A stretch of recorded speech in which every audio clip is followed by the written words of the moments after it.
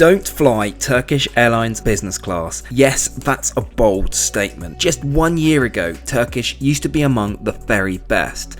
This has changed. Let's find out how. Right guys, back at the airport. We're going to be going down to Antalya, but we're going to be flying on a long-haul aircraft. Let's go check in. I'll go and explain exactly what's going on. Got my ticket just here. Unfortunately, I've been given an aisle seat. What a nightmare. So the bit of the story about today is I was supposed to be flying their brand new A350, but it's been changed out. We have to deal with these things at the minute. Travel is not quite as normal. However, I feel like this probably would have happened regardless of whether we're in Corona or not. So, through security. Interestingly, I've never had this outside of the US, but I had to start up my computer. Computer says no. Now, I'm told I have access to the lounge. Now, who knows what offering we're going to get today, but let's go and find out. As usual, I'll explain in full how I booked this flight today a little later on in the video. One thing you should know about Istanbul's new airport that opened last year is that it is absolutely vast, and you have to walk for what seems like ages to get anywhere. I don't know why they never installed some kind of like train system or whatever. I mean, obviously they have these travelators, but what I mean is like a train that gets you from one side to the other. Anyway, apparently this is where the lounge is. The Turkish CIP lounge. What does CIP stand for? No idea. One eternity later. Where is it? Zero? That seems very strange. The lounge appears to be underground. Oh, well, I've actually found some food. We've got a cheese sandwich, a peach drink, and some still water. But at least it's better than nothing. To be fair, it beats some lounges going at the moment. The Lot Lounge a few weeks back offered only a seat. I actually had to go and buy my own coffee. It appears that we are now boarding the plane. If you see here, they've got quite a cool process where you board directly from the lounge. So obviously we're going to Antalya, boarding 9 and 10. So now we go through this specific entrance here, of course, for all business class customers. So I think that's a really cool move. Antalya is just over here. How cool are these stealth-looking Turkish Airlines buses? Plus, they're business class only, so offer more plush seating than usual. Judging by the load, they've either got a shit ton of Star Gold frequent flyers, or business is going to be full. I fear the latter. Right then, time to get on board. So flight time today, I believe, is around 1 hour.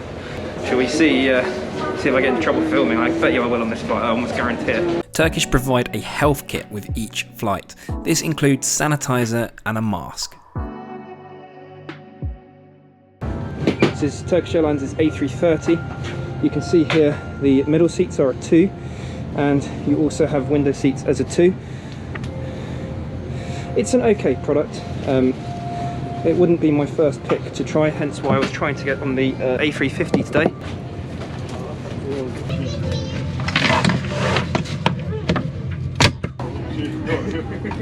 Right, so this is my seat today, 2J. I originally had booked a window seat, but of course with the equipment change, I got shoved into this. Legroom is actually outstanding, but of course this folds down into a fully flat bed. In terms of other facilities we have on board today, of course the in-flight entertainment screen, relatively okay, a little bit far away. I think you'd struggle to fully enjoy a movie on that. Sorry. Thank you for your cooperation. Thank you. So we might have somebody sat there. I did look on the seat plan before boarding, and I most likely think somebody will. However, at the same time, it's interesting to try an aisle seat out for once. I don't believe there is much in the way of service today. I don't think they serve food or beverages. After a pretty bizarre safety video, it's time for pushback. I'm joined by my new seatmate, who wasn't in the slightest way friendly. The weather has turned pretty yuck, but this did lead to a fantastic sunset once we nudged above the clouds. It's time for a new segment, Loo Review. Interestingly, there appears to be some plants in here, which is incredibly random, but cool. I love the molten brown amenities, and of course a reed diffuser. There's also some aftershave. Let's not get it in my eyes this time, like on Asiana. Let me know down below if you want Loo Review to be a frequent segment. Heading back to the cabin now, I thought I'd walk through economy. You get a 242 config here, which is pretty competitive on a wide body these days. Through to business class, the cabin is pretty busy. Let's check out a few of the seat features. Firstly, the lay flat function, which is quite comfortable but narrow. Not quite sure what my seatmate thought to this though. I don't think she approved.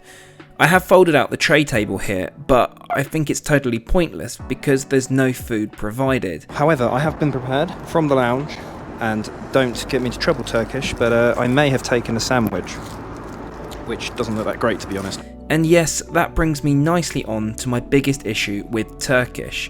Now, on a short domestic hop, I cannot knock them hugely, though something more substantial than a water would have been appreciated. The issue lays with their mid and long haul operations. I've flown Turkish 6 times in the past few months for mid-haul flights. Service offered is next to nothing. You get a cardboard box of cold food, and in terms of drink, no more than 8 options with just a couple of wines and 1 beer on offer. There is no champagne.